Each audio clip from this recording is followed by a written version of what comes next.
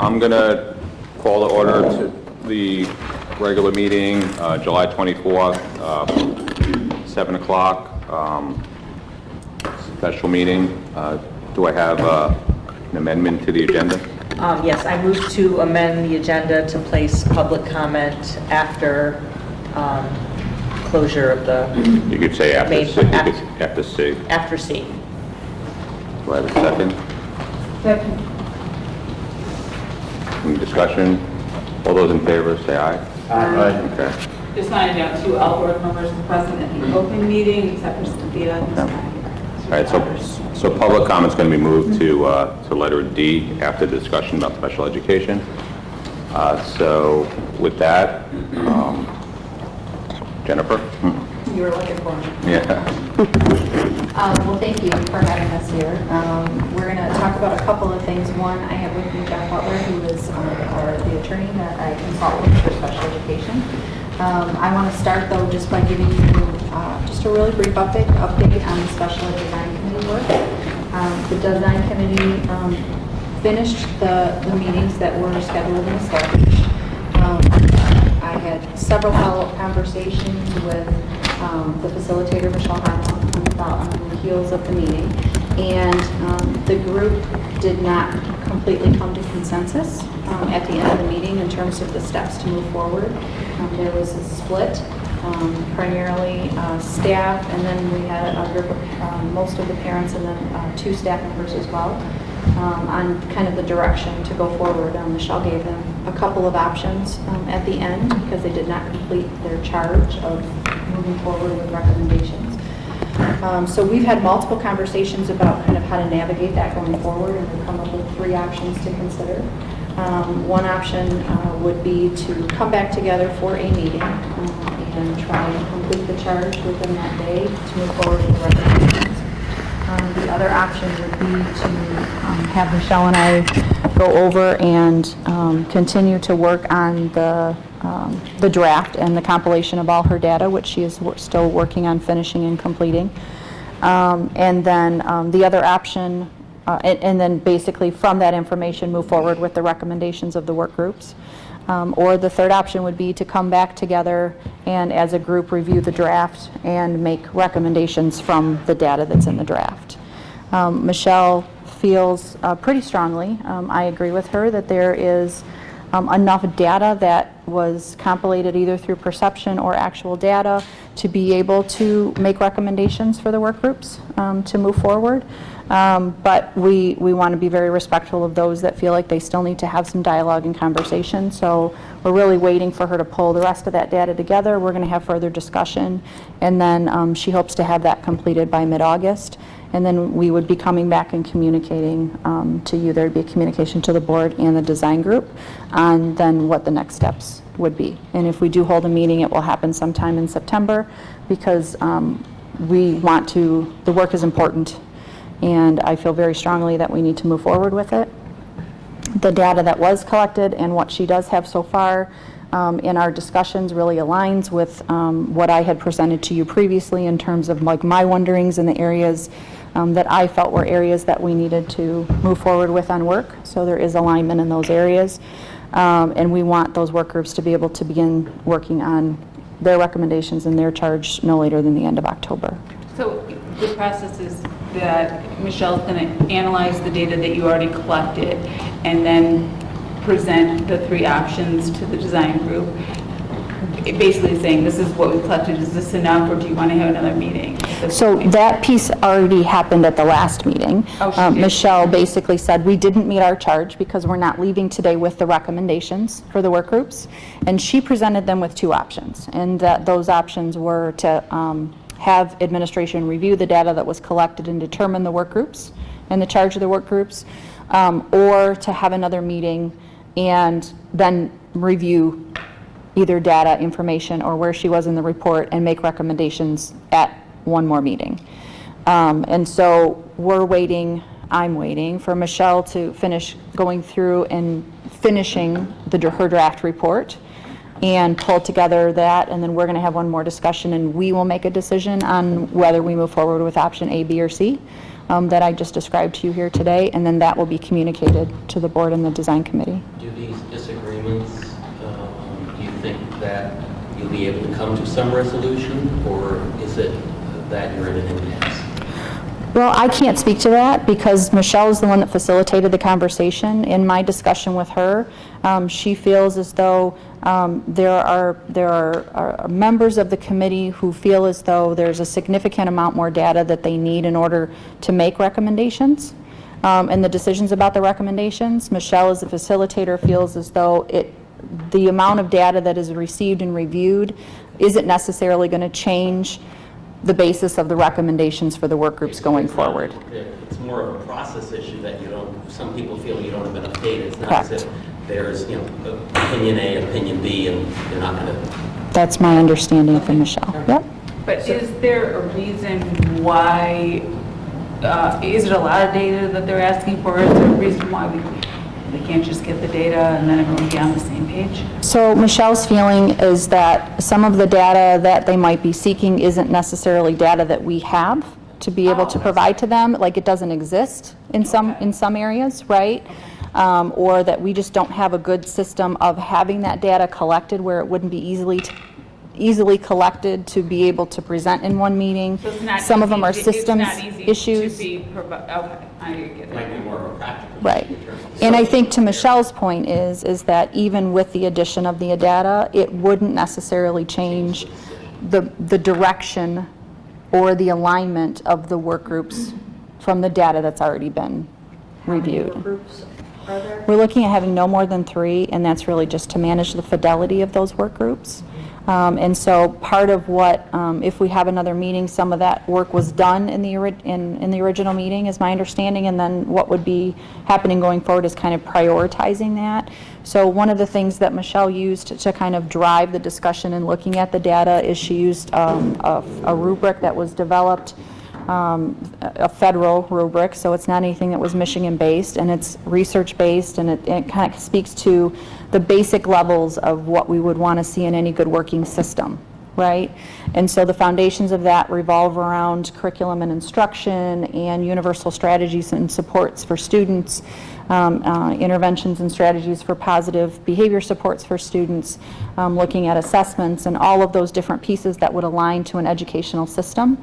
And so the teams ranked each of those based on the data that they did have or the discussions or perceptions or people's opinions, and they ranked those in terms of whether or not as a district we are fully implementing them, we are partially implementing them, we're still in the planning phases.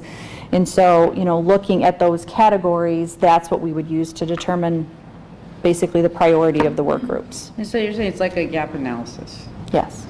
So we're finding those highest, those biggest gaps? Sorry, is it you and your team then are going to, after Michelle gives you this summary, you're going to decide if there's going to be one more? Michelle and I are going to meeting make or that not? decision Okay. together because, again, she really facilitated the charge of that work, and I value her opinion in this, given all of the work that she's done with other groups in facilitation. And we want to make sure that we don't get stuck, and we need to make sure that we're moving that work forward and what's going to be the best way to get us there. And I think we need to look at all the information. Common ground or any decisions that are able to be made, or is it this data is a roadblock to the entire process? I don't know that it's necessarily a roadblock to the entire process, but Is there I, anything that has been consensus and decided?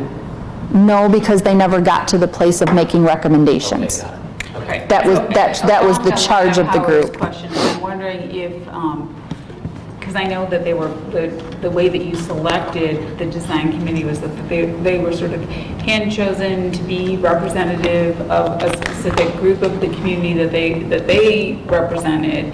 So I'm curious if data's lacking in one area, is this data we should have? Is it data that we should be getting? I mean, I would if say they it's a feel we need combination it- of all of those things, and some of them are just the systems, right? So for I mean, example. I guess I'm sort of worried that we don't have the data. Is it data? we And should in be some getting? things, we don't have the data, right? And that speaks to a systems piece and a process All right, so it's piece. data that you agree we should have. I would Still. say that, yes, there are areas that we don't have data that we should have data, right? And so. That might be one of the issues that, one of the assignments assignments, is it Well, the next year to develop? yes, what I would say is I would want to align the work groups to this rubric because the rubric really focuses on what makes good systems, right? What makes a good special education system. And so it focuses on those areas. So for example, let's say we decide a work group is going to be universal strategies and supports and progress monitoring for students, right? That's something that is for all students. It supports all of our buildings. It supports all of the students, whether they're general education, special education, 504, across the gamut. What I would want to do is not have a separate work group that focuses on compliance or training or data keeping, right? Because I feel like those three components would be something that would be expected as part of the charge for whatever work group is decided. Because I think those are key components to a successful system for any of those areas. So whether we're looking at curriculum instruction, whether we're looking at universal supports for students, whether we're looking at positive behavior support systems for students, we want to know and look at, are there areas that we need to improve on for compliance in those areas? Are there areas that we need to have better data keeping systems in those areas? Are there processes and systems that need to be put in place for those areas? So instead of just having a group that says we need to look at compliance, I feel like it needs to be aligned to the areas that we want to make growth on as a district in terms of creating a healthier system, if that makes What's going to sense. be the process to determine these work groups? It would be similar in terms of there would be an application process. And then we would use the similar rubric that, and I was not part of the selection process, so it would be similar.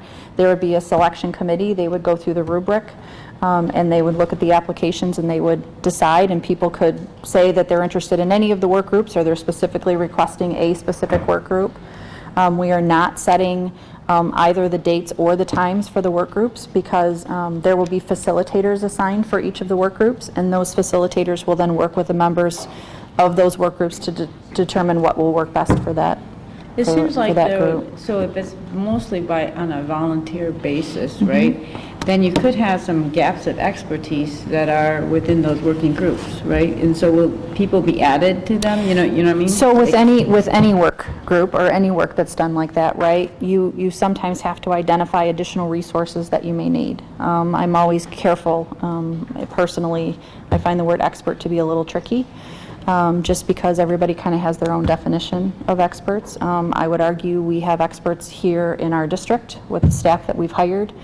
I don't mean external experts. Oh, I mean okay. I meant like, if you have volunteers and you're putting together working groups, Yes. and then you select a certain topic, then maybe there's somebody else that didn't volunteer, Yes. who's an expert within our district, that needs to be pulled in. Absolutely. Because otherwise, you don't have that, that viewpoint, or when I'm saying expertise, I mean Sure. our Yeah. staff expertise at the table, because it's very pertinent to that discussion. And I would see that And I wouldn't as- want to have the discussion without them, you know? No, like that kind of absolutely. thing.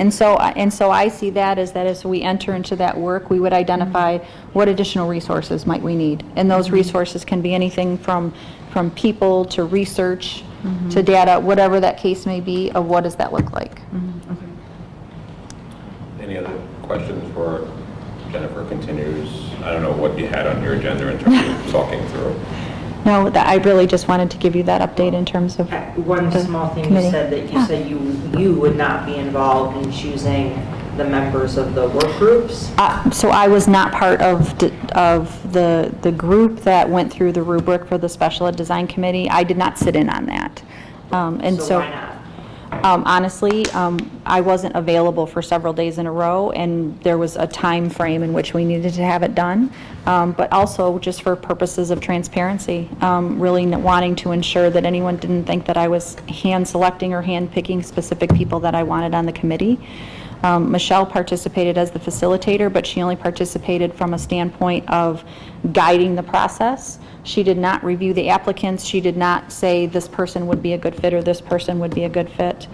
And so we had I think, one or two building administrators. We had 2 teachers, and then we had 2 parents who participated, I think, if I remember correctly. Are those all the people that volunteered? No, that was for the selection Oh, okay. process. Yeah. Is there anything else besides the special design committee that you wanted to kind of talk through? Oh, yeah, if we're done with the Yeah. design. Well, I have one more question. Sure. So you had said at our last meeting that you weren't going to participate in the design committee itself. I came in and out. Okay. I came in and presented on certain things, and so I kind of participated in that regard, but Can you explain the thought process Sure. behind that? Because it seems to me you would need to be there. Yep. So there's two schools of thought on that, right? And Michelle and I spent a lot of time talking about whether or not I should actively participate in the process. And the reason I chose not to, after engaging in some dialogue with her, was really that I wanted to assure that everyone that was sitting in the room, whether it was a parent, a staff member, administrator, really felt like they had the freedom to speak openly and not worry about either offending me or upsetting me or thinking it was going to have an impact on their evaluation or how they were doing or a relationship that I may have with a parent related to any specific situations. And so basically what Michelle and I agreed was that we would start the process with me not participating and doing presenting, and that she would be sharing information. I was engaged in everything along the way. She shared all the data, all the information, all the handouts, all the feedback. And then if we felt like there was a time where I needed to actively participate and be a part of the committee, that I would step in and do that. And through the process, she indicated that she really felt like this was the best approach, given some of the things that were being discussed in the room, and that she just kept me updated. So what about going forward? Like if we have 3 working groups in the fall, what Yep. will be your role? I will be in and out of those work groups. It would be extraordinarily time-consuming for me to sit in on every single one of them. But we also, we have the 2 supervisors in the district, and so they would also be actively participating. And so I think we would each kind of take one to participate in and kind of be an active member of those, so that we're able to kind of keep our ear to the ground and help the process move forward. And we will also be working with the people who will be facilitating those work groups and checking in with them frequently and kind of making sure that work is guided in the right direction. Any other questions? Okay. It's not really a question, I guess it's just, I don't know, it worries me, not in regards to just to special education, but this attitude that, we can't be part of what is information we really need to hear because it will intimidate others or it will stop them from speaking freely or for any reason like that. I find that to be such a roadblock to progress, and I'm not saying it was created by you or that it exists Sure. in a vacuum Yeah. with this department, but that it just speaks to the functioning of an organization that we can't have the dialogues we need to have because of all these ancillary and perceived issues. I would think as adults we could get past it and have the dialogues we have to have. Seems like it slows the whole thing down. Yeah. and just- In my experience, there's kind of this iterative bottom-up, top-down, bottom-up, top-down, bottom-up, top-down. And bottom-up builds buy-in and ownership, but they also, if it goes too long without action, then they start to peter out and not participate anymore. So there has to be this bottom-up and then top-down to kind of organize it, then bottom-up and then top-down and bottom-up. And if it doesn't have that cycle. And so I guess you're saying that your interaction is through Michelle by having her explain it to you. Is it because, but there will be a time when you're actively engaging with those groups eventually? Oh, absolutely. No, with Okay. the work groups, there will be active engagement. So this is a very preliminary point where we're allowing it to percolate. You're allowing it to percolate. People are feeling ownership. They're feeling able to voice That's the goal. things, right? But then Build some because you are, if you're using the word expert, you are our expert. So there will be a time when I would think they would want to share that with you and hear your insights. So that'll be And I'm to your thinking, like, point, if yeah. the attorney would be thinking that this is all hearsay. If she's not there to hear it, isn't that the Yeah. most reliable Well, I would think they would way to want get- to share. isn't They're that the most excited. They reliable want way to get share with information you. from You the know what I source mean? itself, And I would think. and they want to hear your insights, you know, and that you're engaged Yeah. too. You know, there's that fine line Right, give and between take. bottom up and are you engaged? You know, you have to walk that tightrope A there. lot of this boils down to one word, which is trust. And if you don't have trust, then it is more difficult to actually have a meeting of the minds. So, you know, that's something we as an organization need to continue to work on, is to build trust, however that is. Yeah, I mean, to that point, I think this is what you're saying, Howard, but it's that we're relying on a less reliable source of information. I know I trust people to cover meetings that I'm not at, but the minutes of the meetings or the rendition of someone else is never as comprehensive as what went on in the meeting. So, I think I'm you know. hearing that the reason you're not Right. going is that people feel, there's a feeling Right. that you would, you know, But I am hearing that that they she's would going not to, be open and honest in terms of some of the conversations possible. but I'm hearing that it's only a time period now because it's initial and that she is going to be more engaged later, so. And keep in mind, Jennifer just started with us last July. So I would also, my observation is a lot of staff didn't know Jennifer. So there's something, you know, that has come a long way, and Jennifer's recognizing that at least through this initial design committee, it's best for everyone to be very candid and comfortable and make sure we don't have any barriers to having people participate and really speak But as their I'm mind. saying, it's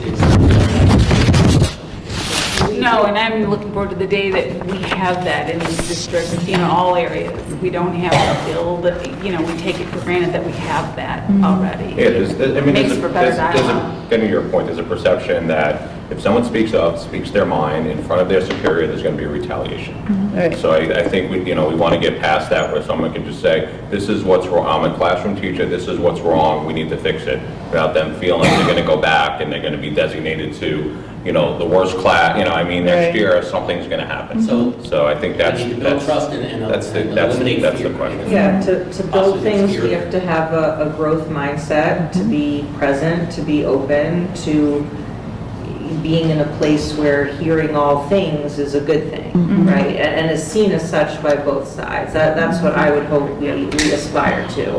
And we hire the best people. I mean, we're hiring the best people, so we want them to give us their honest judgment. And when people can, well, this is like the 5 dysfunctions of a team, like all over again, right? Building the communication, the trust, and then being able to actually hold each other accountable. It's like, then we can have results, which are our students, right? So, And those were definite themes that, Yeah. when Michelle and I talked, really kind of came out of that work. There is a defined lack of trust. There is a defined lack of communication, or that there is a lot of communication, but that the communication that does go out, and this isn't just from special ed, but really kind of speaking from the district as a whole, it's not helpful information, and so, or meaningful to the people who are receiving it, and so, you know, those are all themes of things, and then again, the lack of trust, and those are all themes of systems that break down. right, that's good. All right. So, Thank you. I know you have other stuff on your list. Yeah, thank you though. You're welcome. So really, I just asked Tina if it was possible to just spend a little bit of time. This is a very broad conversation. We are not looking to get into any specifics, and I'm certainly not looking to school all of you on special education, and I promise not to quiz you at the end. But I just wanted to kind of, or we really just kind of wanted to give you an idea of like the special education process and what that looks like in the district. What are our legal obligations? You know, where does some of our decision-making come from? And if we do find ourselves in some form of disagreement, like what is that process and what does that look like? So I'm going to just kind of start by giving you an overview of what the intention of IDEA is and what our requirements are that go along with that. Same thing with the 504 Americans with Disabilities Act. So when you think about the intention of IDEA, it is really, it's a very complex law, and I think Jeff can speak to that a little bit. But it speaks to, and the... Sorry, could you just say the acronym Sure. out loud? IDEA, Because- IDEA, is Individuals Disability Education Act. Yeah, thanks. 1974. 1974. Yeah. Just because it's an Yes, acronym. yeah. absolutely. We use lots of acronyms. We should absolutely have our own dictionary. And so when you think about what the expectations are and why IDEA exists, it is intended to be able to meet the needs of students who have been identified as having a disability. And IDEA defines what disability is, and then each state has their own definition of the different eligibility areas, and they are different in each state. And so in Michigan, we have 13. We have 13 areas of identified eligibility for special education, and there's a very specific process, and IDEA defines the process, and then Michigan rules define the process, that is very specific. And it starts with needing to conduct an evaluation. And the evaluation, there are different evaluation requirements for each area of eligibility, so they can look different for each one of those. And the process starts with getting a parent consent. We are not allowed to evaluate a child, even if we suspect that there's a disability, without parent consent for an initial evaluation, which means the first time that the student is being identified to be evaluated. But can the teacher recommend to the Yes. parent to be evaluated? Yep. Based on observations? And what you do is you come to the table, you have a meeting to talk about it, but we can't move forward with the evaluation for an initial evaluation unless a parent signs consent for that. Right? So we can bring all the data that would indicate that the student may have a concern, and the parent may say, no, I'm sorry, I'm not allowing you to evaluate my student, and our process stops there. So, question for you. Sure. There was some informal feedback from parent groups at, I'm thinking of the first meeting this spring in the room, you were here, that teachers may be reluctant to recommend evaluation. Was that discussed at the steering committee meetings? The process and Yeah. communication and training around all of those pieces are things that were discussed as part of the design committee. Okay, because I would hope that that never happens, right? That a teacher never feels a roadblock to recommending an evaluation. No, absolutely, they have a legal obligation to if they suspect that a child has a that's and that's You part of the may law that's know called that. child find. All of our gen ed teachers know that. Well, I can't tell you if they do or Have not. they been told that? Is there, you know, like some sort of training that they all get, some sort of document that they all get, something where it's spelled out that they are allowed to do that? Because I really think, I've heard that so many times, that I think some buildings and some teachers maybe do, but some don't. And I don't think, nothing on the teacher, I think it's just the information that they believe they're allowed to share. I've heard before specifically them say things like, we aren't allowed to make a diagnosis. It's not really a diagnosis, it's a recommendation for Right, evaluation. so we never diagnose. Right. We're not medical professionals, nobody in our district has the ability to quote diagnose. We find Do they whether or not a understand the student is difference between eligibility. Diagnosis and recommendation for evaluation, though, and what they are and are not allowed and expected to tell parents? I can't speak to that for all staff in the district.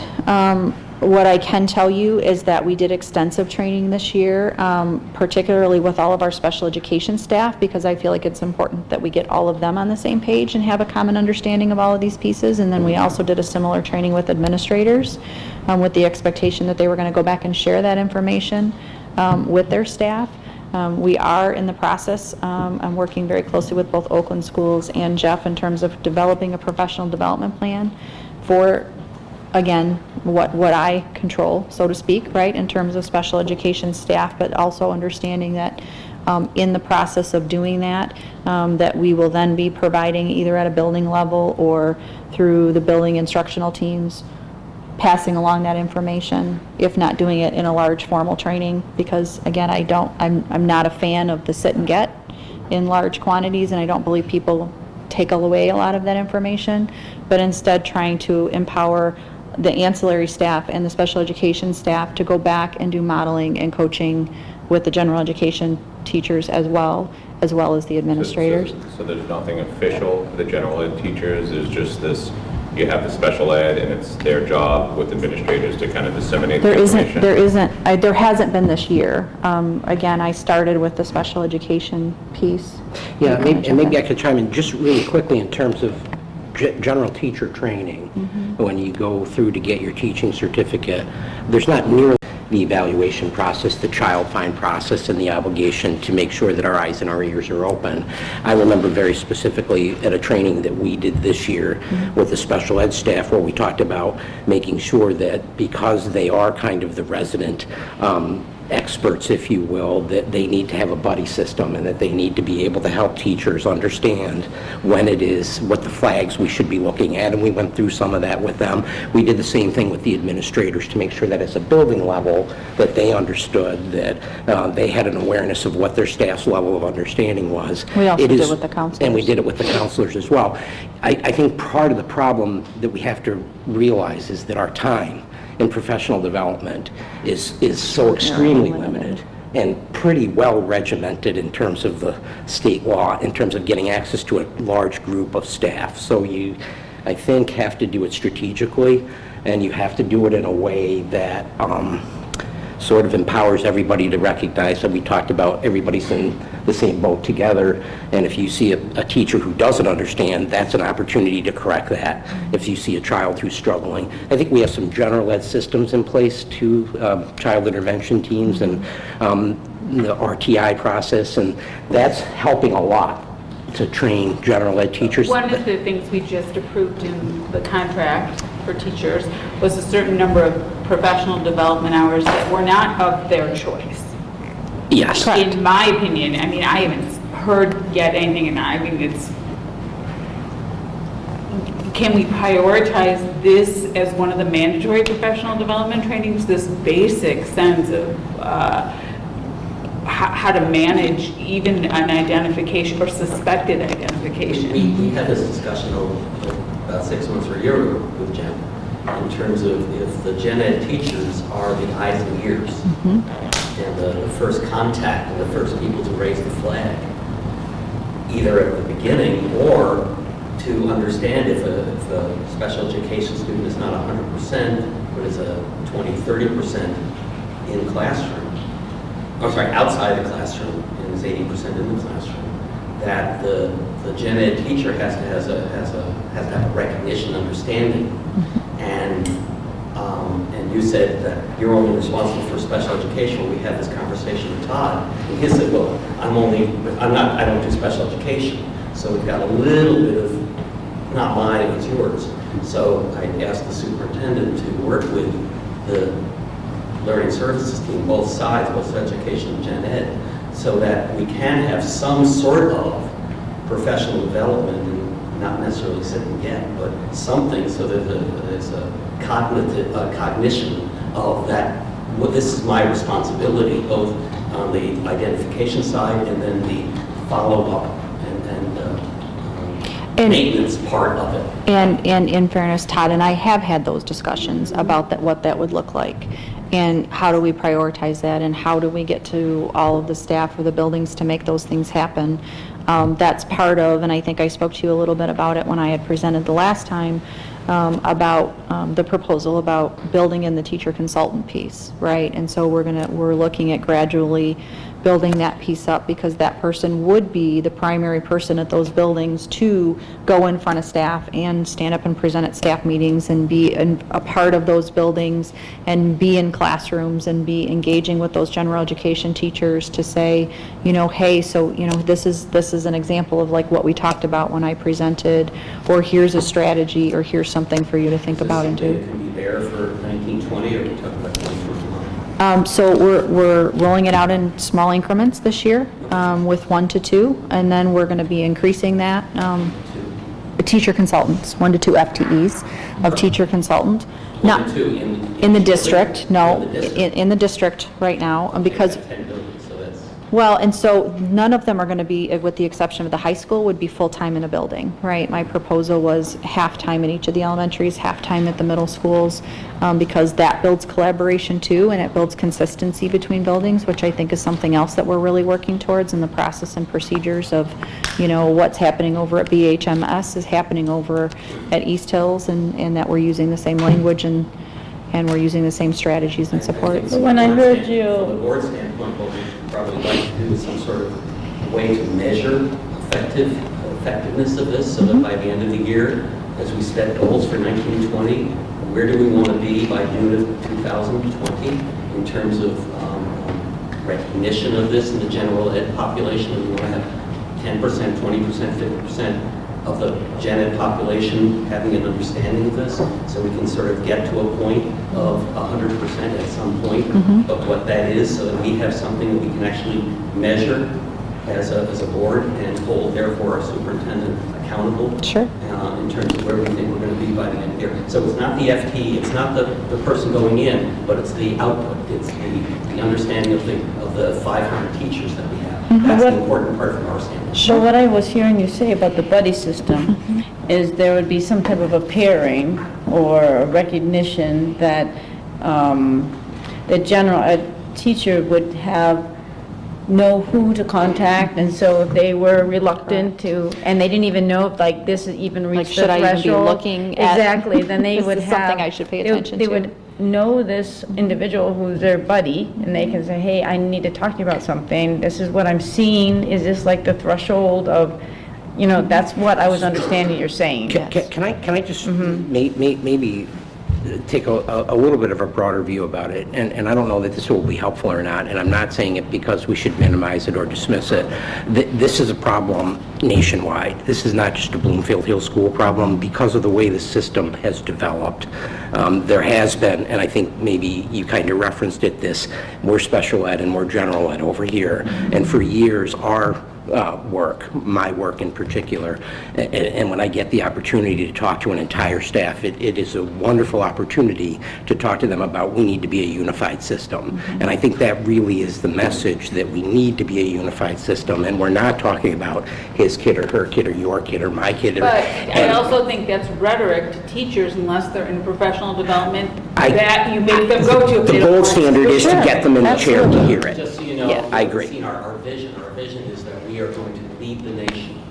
So therefore, what I would ask also, and it's similar to a number of other things we need to do, is determine who is the best district in the country in this kind of bringing both organizations together, and use that as a benchmark for what's something we should target. I don't care what the other districts that don't do well. I want to go see the district that's the best, and I want to follow them. That would be an interesting challenge. Higher than that. Well, we got to be aggressive but realistic. We got to make sure that not everything's necessarily going to be 100%. Well, all right, but who's short the of that, best? there's some immediate things we can do. Yes. I mean, we've got these hours that we can bring teachers in, and at a bare minimum, I don't know what we can get, how much, I have to believe that within an hour, we can cover at least, you have not just the right, not just the option, but the responsibility to bring to parents' attention when you think that their child needs an evaluation. That message alone, if we could hammer that one home, I think would be well worth the hour of professional development in a uniform setting. I get that they might not choose that as one of their things, but we do have these hours for a reason. So anyway, I would just say as we're developing, we still haven't set goals for 1920, but as we're developing goals, that might be one of them that we would want to put on there. All right. Wait, sorry, quick. I remember you talking about the 1 to 2 extra FTE coaches in the last day session. They have been hired? They have not been hired yet. Okay, so these are We're new working people, towards or it these here. are internal people who are going to sort of become teacher leader type So it's roles? a posting and anyone can Okay, apply. all right, thanks. Yeah. Internal.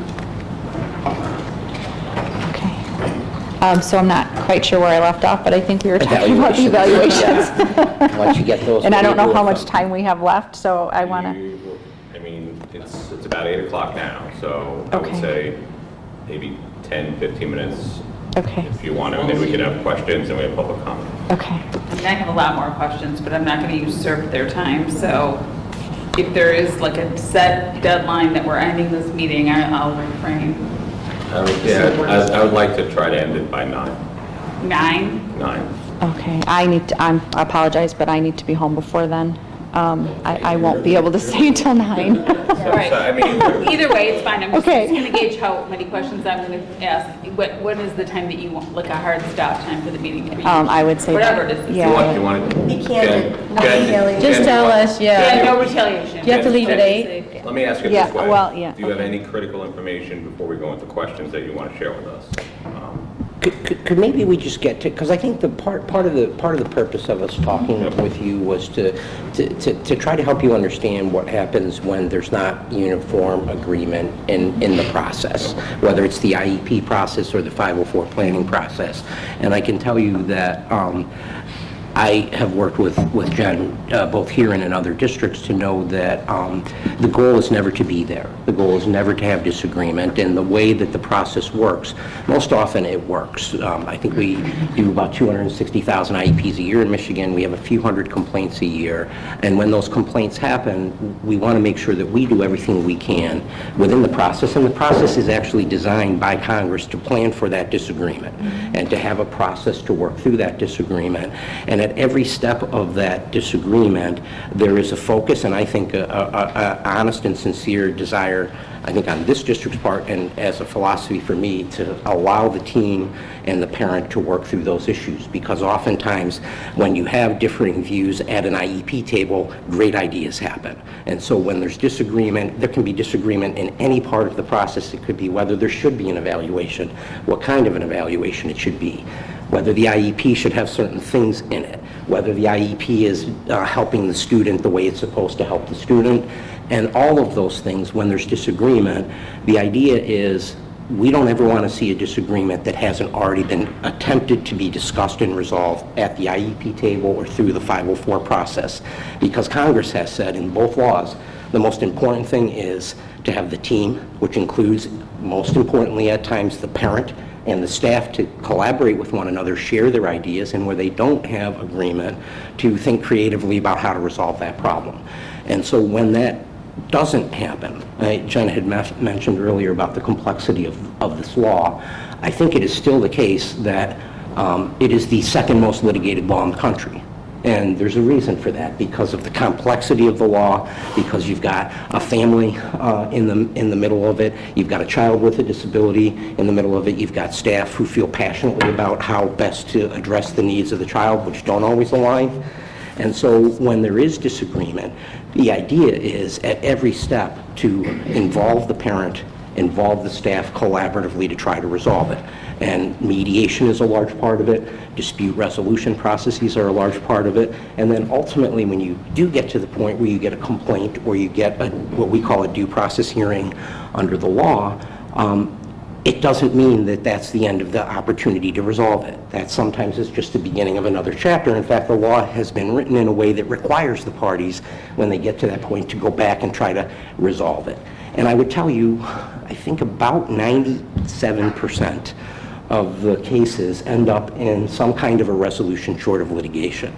And that's the goal all the time. There is no benefit. I have never seen a due process hearing that produced a positive result because the relationship is broken. Oftentimes it's because trust wasn't there to begin with, or something happened along the way that caused that trust to break down. You have to really try to solve those problems within the process, and the most critical thing, in my judgment, is actively engage the parent, actively involve the parent in the process, keep the lawyers out of it, candidly, as best as you can. So as an attorney, I say this to all of my clients, I'm not sure there's a worse place for an attorney to be than at an IEP meeting. And so as a general rule, I don't come to an IEP meeting unless the parent has already decided that their attorney is going to participate. And then I think at that point the district not only has the right, but maybe the duty to make sure that we don't have a legal problem that hasn't been identified that should have been resolved through counsel. I, as a parent of 3 kids, and as an attorney, don't talk to parents directly, ever, in a district.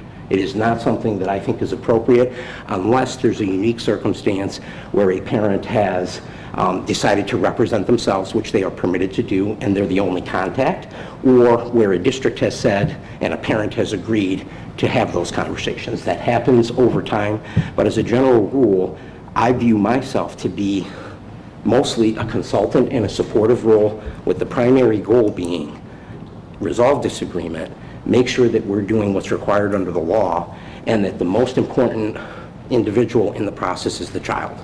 And we need to be child-centered and child-focused. And oftentimes, most often, that works.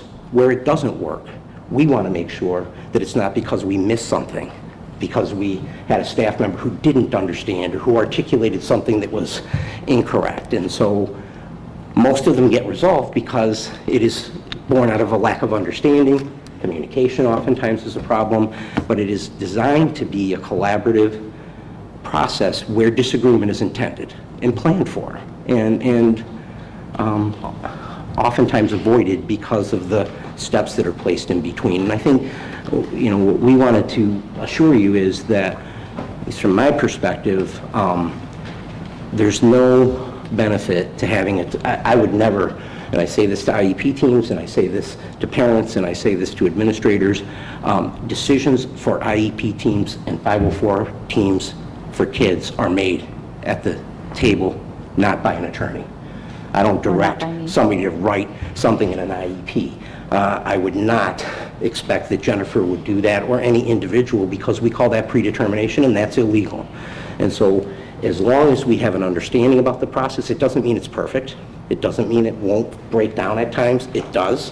When it breaks down, most often with good understanding, communication, and effort, and sometimes a little bit of legal support, ideally, without interfering with the relationship, it can get worked out. And that really should be the goal. So on that, so if let's say a parent or family has Dr. X that says, my child's entitled to this, and somehow, why would the team say, based on, I guess, data or whatever, say no? Like what's the disconnect? So that kind of goes back to the intention of the law, right? And again, it's a very complex law, but it's based on some very specific intentions. And so those intentions are that a student becomes qualified or becomes eligible for either of those services, whether it's an IEP or 504, but it's all based on need. And there is a difference and a distinction between what a student may benefit from and what a student needs, and those needs are based on data. And then you are defining what those needs are in a plan, but you're doing so within the confines and the boundaries of what the law indicates. And the law indicates that whatever those either accommodations are or whatever is written into the plan are things that are intended to be both meeting the student's needs but also within reason. And they use the word reasonability within the law. And the obligation of the team is, if a parent comes forward with that kind of information, is to take it into account, to consider it. And that means to be open-minded about it and to review it. Releases of information so that our team has the opportunity to collaborate with those people from the outside so that we can have an understanding of what it is, they're seeing or they're saying or they're recommending, but then they have an understanding of what we're seeing, our observations, our data, and then what our recommendations are based on the confines of what the law says we are obligated to provide. Does any of my colleagues, I know you're limited in time in terms of questions. All right, so you would, or I don't know if it was you, Jennifer, it might have been someone that said that, but I think I read it in an update, but that you bring attorneys or an attorney into the process earlier, and you find that helpful in terms of, so define what's the role of an attorney brought in earlier? What is that earlier intervention? What is? So usually that is just me having a conversation with Jeff. And in most cases, nothing more. It's him and I having a conversation where I'm sharing with him either information about a situation or something that's come up, or we're discussing either an IEP that's happening or a situation that may have happened with a student from a discipline perspective. And I process with him and say, this is what I'm thinking, can you tell me, am I missing something? Can you review this? Can you tell me, are we on the right track? Are we staying within the legal parameters? I certainly know my fair share of special ed law, but I am by no means an expert in that area, and so I depend on him for some of that information and to kind of give us that bird's eye view of some of those pieces. There are times where staff may be highly anxious going into a meeting or a situation, and in order for them to feel extraordinarily prepped to go into a meeting, I may ask Jeff to come in and sit with me with the staff, and we just kind of talk through, the meeting, their concerns, what they might be anticipating to come up, to make sure that they're able to very appropriately address those within the meeting, or any questions related to that. I can count on one hand, taking down two fingers, the number of meetings that Jeff has attended with me, and that is because parents have solicited an attorney prior to coming to the meeting, and so therefore it's practice for us to And I bring can tell an you, just to attorney. reinforce it, in those few times that I have been brought in to talk to the team before the meeting, it's oftentimes because either the parent or somebody has indicated that they are going to file a complaint or they are going to initiate a dispute. And I think it's good common risk management to make sure when you hear that you make sure that you have an attorney who has the All right, experience so to I'll work just with be it. honest, that's the Sure. part that bothers me, because Well, I'm sorry I if don't it know how bothers you. you identify what is a potential conflict. When or a who parent might says, "I'm bring going an to file a attorney and might complaint not." if I don't Okay, get well, what I That's want." a good way, Yeah. but Yeah. prior to that, I mean, I'm abrupt in the way that I talk. Sometimes I'm not going to go out and hire a whole team of people. Would I be red flagged as someone that would be? Abruptness alone would not get a call All for right. me, I There's a hope. difference between being adversarial and consulting an attorney for information.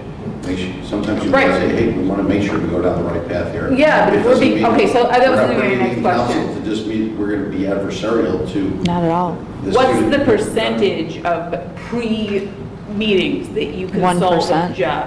100%? 1%. Oh, 1%? So, not the ones he comes to, the ones you consult with him before the actual. I think you So have about these- 900 students here, and I think in the course of the year, it's been maybe 8 situations, Where 3 of which there's have a been. feeling which- it might turn contentious. And in fact, they have. And in fact, in each one of them, they have But it might also resulted. be a self-fulfilling prophecy. I can't speak to that. I don't know. I don't And is know. this practice common in all districts where I know you work for several districts. I do. You're brought in early when they've Yes. red flagged what might be Very much so. contentious? A large part of my job and a large part of my, I hope, value is saying to a district, that's going to be a problem and we need to redirect. And the parent is exactly right and we need to redirect. And Or we need to address sometimes, it. sometimes it is a parent has asked for something, or it could be a staff member who's asked that the team do something that is never been considered. And then the question is, what does the research tell us? So we have a specialized research bank that we can go to. All right, so that's totally different in my opinion. Those are the only It's the idea that we're going times. to identify what might be a potential problem. It seems like a very gray area to me, and it seems like it's going to focus on parents who are vocal and It's parents not who true. are strong advocates with piles of research. I mean, who gets red flags? Not true. There's None of those are also a true. perception, and, I'm not in this at all, so take it for what it's worth, that the engagement of the attorneys for special education is not the best word, but is a tactic to minimize the number of plans that we write. I can 100% assure you that that is not accurate. One, Jeff would never tell me to not identify a student or not write a plan, and if he did, I wouldn't use him anymore as a support system. For all of the years that we have worked together, he has never told me what to do, ever. I will call him and we will process things and we will talk through things. But he would never tell me to direct a team to do anything, and I would never direct a team to do anything. That takes us out of the confines of the process. He is extraordinarily process-oriented, sometimes to a fault, as am I, in the regard that the law is very clear. It is an IEP team decision or it is a 504 team decision. That does not mean that I don't engage with conversation with them to help the team prepare to have those conversations and address questions so that they feel very confident in being able to address parents' concerns in those meetings. How many people are typically on the team who write the plans? So it varies and depends. For 504 plans, it can be anywhere from, 2 or 3 up to 10 people, depending on the complexity of the plan. Same thing with an IEP team. It just depends on who's supporting that student. There are required members for both. So I think getting back to my original question, the disconnect is that if someone has outside a physician or wherever that's saying, based on this medical research, my child should get this, and then obviously the team with, maybe it's perception consulting, says no, I think the communication that goes back out to that family is something we probably need to work on, because there's a complete And I disconnect. have a part That's a B fair for comment. that. That's a fair comment. Yeah, I have a part Notice B is to a this large part of our work. stewing around, so there's always going to be that disconnect, right? Because physicians and mental health professionals are 100% focused on best practice. And that's a school district, just like when you talk about parenting, a public school district can't deliver the entire bag, right? It's going to deliver part of the bag. Correct. So to the extent that that is always going to be the case, in every case, what is the role, if any, of the school district to have a staff member or members work with families as some kind of liaison to help spread information about other services, wraparound services? And we have staff who Yeah. are very skilled in that and have those abilities. Those are usually our social workers and psychologists. A lot of our teachers have that information as well, and so they kind of are the conduit to share that information with families. We do that in a number of ways. That can happen anywhere from a general education student through the counselor, working with the social worker or the counselor themselves. We can do that as part of a special education meeting. We can do that just where the social worker picks up the phone and calls the parent. To Paul's point, if we can maximize that, even though it's time, which is money, we will mitigate a lot of the distrust and communication problems. And I go back to, that's why typically we request a release, so that we have the ability to talk to whoever is working with the families on the outside, because we invite them into the meetings. I mean, I've sat in a number of meetings and I've encouraged staff to, get the parents to sign a release, because we don't have the ability to contact anyone on the outside without parent permission. But once we get that, we ask them, please come to the meeting, right? Engage with us in the conversation, or come in and meet with us so that we have a clear understanding, or have a phone conversation. We've done that in a number of cases. These are the medical professionals. Yep, is therapists, that doctors. Almost always you're inviting them in to the. Anytime that we feel meetings? it's necessary, Okay. or something's come forward that raises a concern, but yes. I know from a time Yeah, check, thank you. I know we purposely, because I know our public, wanted to kind of hear some discussion Sure. before. So I want to, before you leave, give the opportunity. Can I just make one Yep. comment and we'll move on real quick? Oh, we do have- It sounds like Jeff has two roles. You're a legal consultant, Correct. and you're, I'm not sure the right word, whether it's an advocate or a legal representative.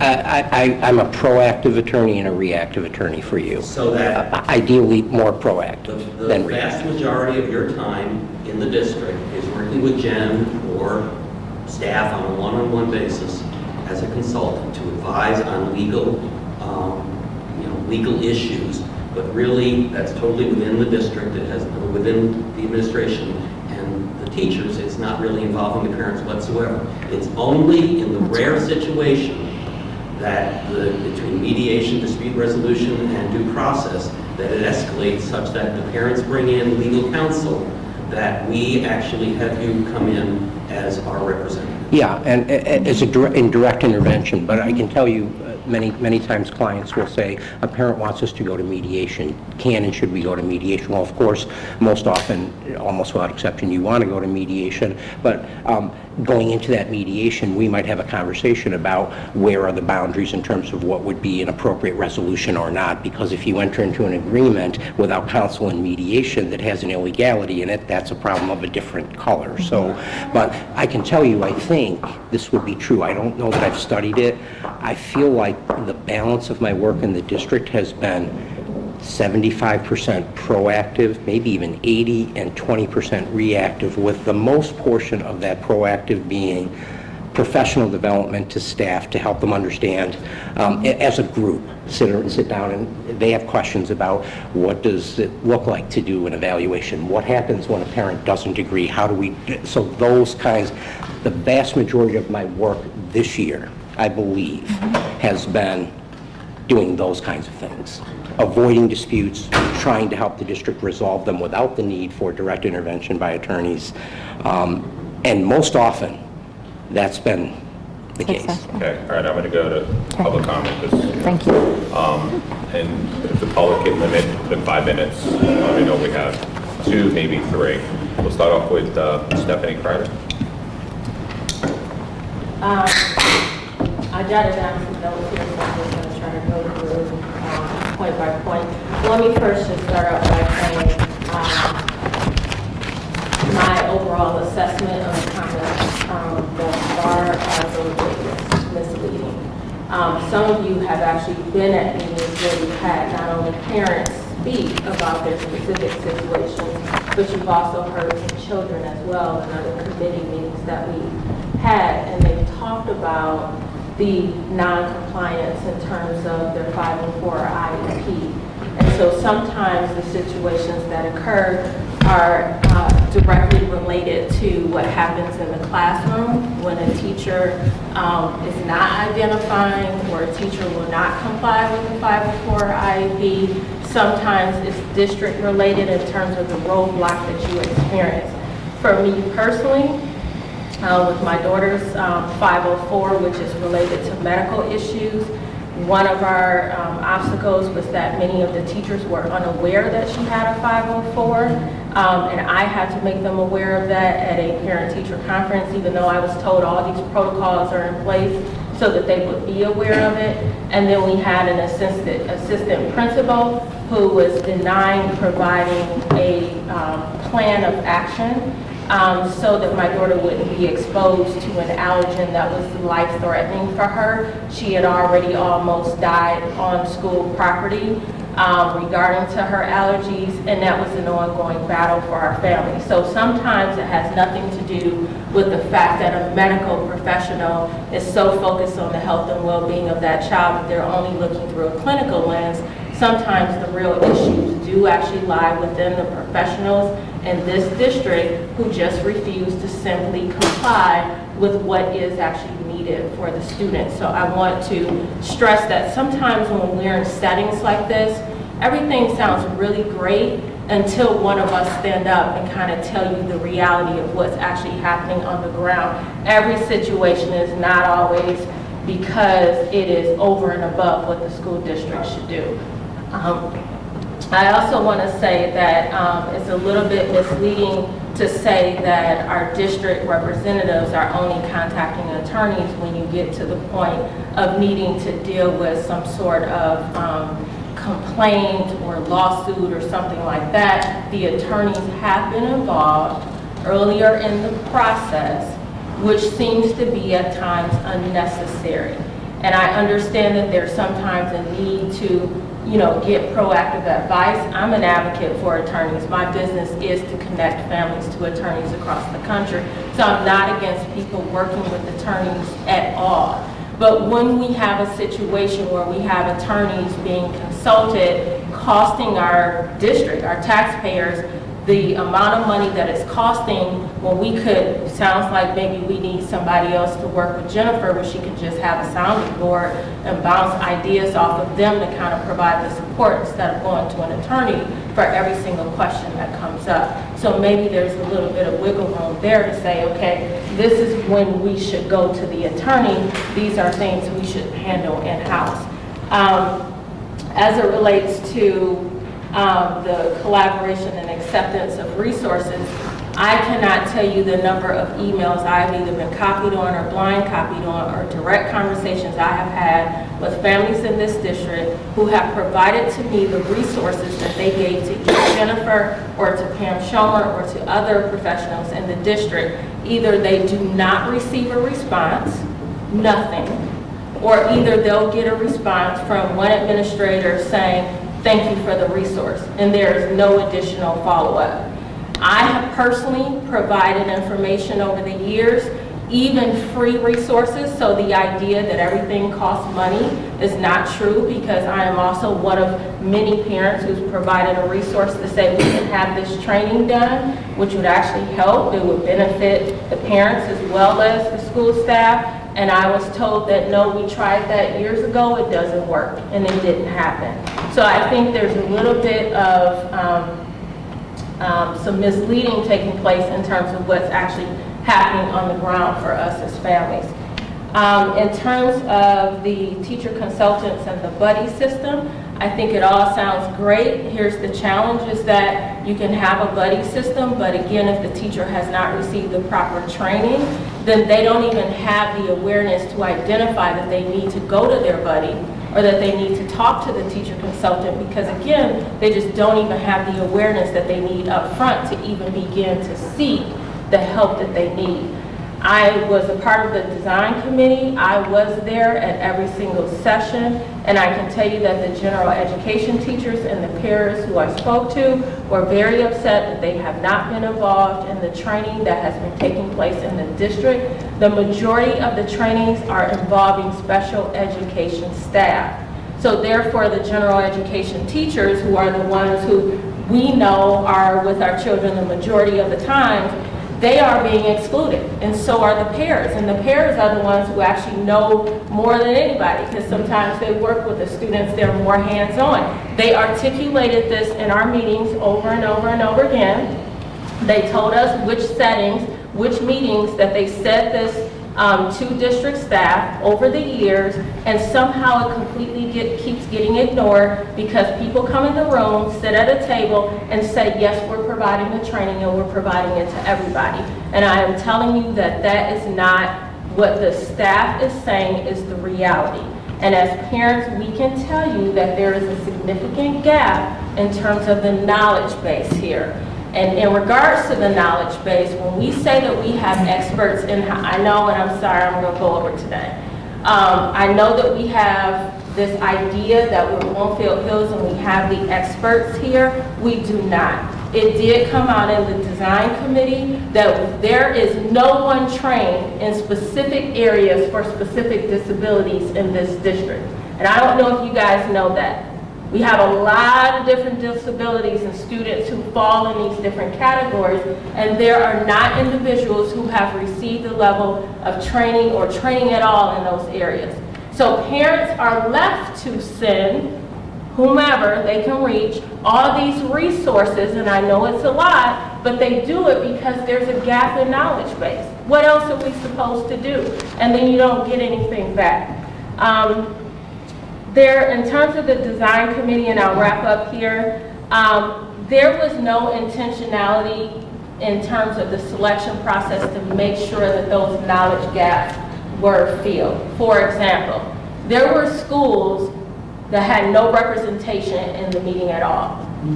And while we would think that we could all come into a room and talk about every issue exists, there is no way to do that when you have no representation from every school in the district. There is a parent who reached out and said, hey, perhaps it was an oversight and just want to make the school aware that there is no one representing our school. No response was received. If I can be a part of a global education team in the forming of that group, and we had intentionality behind making sure that every group was represented in our district for that training, surely we can do this for special education. There should be no passes for that. And moving forward, we need to make sure that if there is intentionality behind making sure that every single school is represented in those work groups. We have enough time right now to reach out to individuals, many of our employees who do an exceptional job in this area, and ask them to participate. In regards to some of the questions not being answered or data not being provided, I am one of those people who specifically asked for some of the data, as I have for many years for different types of data. I've asked it directly to Jennifer. We talked about it one-on-one, and I talked about it in a large group. There were some things that have not been tracked in the district, like she said, that need to be done. However, there's other data points that are available that we weren't provided. For example, how many formal complaints have been filed within, let's just say, 3 years or whatever that may be. The employee would give me that, and not that I have to seek all this information from a parent. The other piece is that there are informal complaints, and while I understand right now there is no tracking mechanism, I do hope, since I talked about it in the last month or so, Jennifer has started to implement something to track the informal complaints. but there's a general sense of what some of the concerns are. I think all of us can probably say, with the number of meetings you've attended, you can probably start identifying what some of the concerns are. I would think if Jennifer feels that there's a crisis, her words, not mine, in the district, and that there's all these emails coming in from parents and staff, that she can say, you know, these might be the top 5 or 10 issues that we see coming up regarding special education. We couldn't get that. But yet we're part of a group being asked to make recommendations, and we can't even get some basic information. Why is that needed? Because if you've already identified what some of our concerns are, perhaps our group could do a deep dive into why some of those issues exist. And what are some of the things that have already been tried, what works well, what doesn't work well. These are just basic things that you do when you're a part of a committee looking at information in this way. And this happens to actually be my background, so I apologize that I get frustrated about it, but it's a complete waste of time if we keep having these meetings and we're not really doing what we need to do to be effective and efficient. And lastly, the staff were not comfortable in the room even without Jennifer being there. And that is because, as you guys have already noted, we have this culture, and it's not a perception. I need to tell you, Paul, it's a reality. There were times when Lori McCarty and Chris Barnett called in about staff speaking at meetings. There were staff who told me directly about how calls came in at Eastover after they spoke out about inequities and other things at our Community Partnership Committee meeting and in other meetings. So it's not a perception, it does actually take place. There are a number of staff members who share information with parents about retaliation, about things that occur because they are speaking up to try to help us and to try to help our students. So I would hope that you guys kind of take in consideration what you're going to hear from the parents tonight, and then take a step back and say, why is it so drastically different from what you hear from the people whom you employ here? And ask yourself, why does that occur? Because then when we can figure out why that gap exists and why there's information that's not being given to you, maybe then we can take a step forward. Maybe then we can have a little bit more trust. Thank you. My name is Kim Costas. I have 2 students, my kids, Nick and Bobby, who have IEPs. They're going into 3rd and 4th grade. They've had unbelievable experiences within their special ed environment. They spend the majority of their day in a gen ed classroom, but the time that they are in special ed, it's unbelievable. What I want to see is that special ed world translate into the general ed world. And sitting on this design committee taught me one thing, that the majority of the school day for most of the kids that receive special ed services is in gen ed. So having Jennifer here present is amazing, but I want to see her and Todd Bidlack in the same room together. I want to see them sit with parents and understand and look at things that we can do in our general education curriculum. Makes sense in one classroom, it's got to make sense in the other classroom. And each time we bring up this sort of conversation, there's no sense of urgency for anyone. There's no sense of urgency in the design committee. I sat in there, and a lot of people said a few years out, and I gave them the context that my boys will be at the end of middle school by the time these work groups are done. That doesn't mean anything for me. That means that we've lost 5 years potentially of success. And that's really hard to swallow for parents. So when we talk about what the disconnect was in this design committee, it's a sense of urgency, and the other side of inherent, let's keep going. Let's take our time. Let's make sure everybody's comfortable. Well, sometimes you got to do things that make people uncomfortable in order to achieve success. And if we can't do that in this school district, we are never going to accomplish anything. One other item of note that I'd like to say is, again, as a parent that actually has IEPs, I would love to know if an attorney or anyone with a, I guess it's barred, I don't know, you described yourself in a different way, but if my child's IEP is being reviewed by a legal representative, as a parent, I should know that. There should be some sort of checkbox. If I have to give you the information of my outside sources or sign off, then maybe that return should come to parents. Because I'm really concerned that an attorney is being used as a sounding board. Well, who are they representing? What is their purpose? Are they understanding the full picture, or are they just getting information from one person? undermines the IEP team process when you involve a person from the outside that doesn't have the knowledge to really contribute. Thank you. That, we'll call for adjournment.